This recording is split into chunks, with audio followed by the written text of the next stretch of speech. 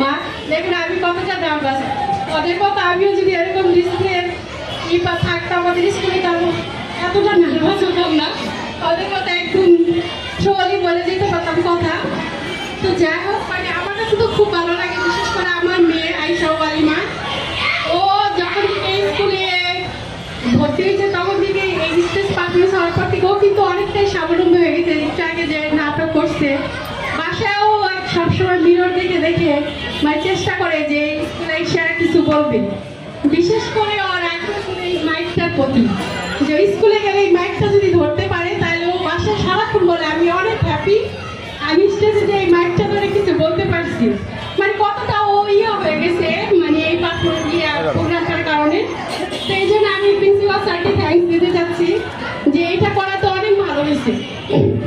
বিশেষ করে আমার ওর যত কাজিন সিস্টার আছে ওদের সাথেও বলে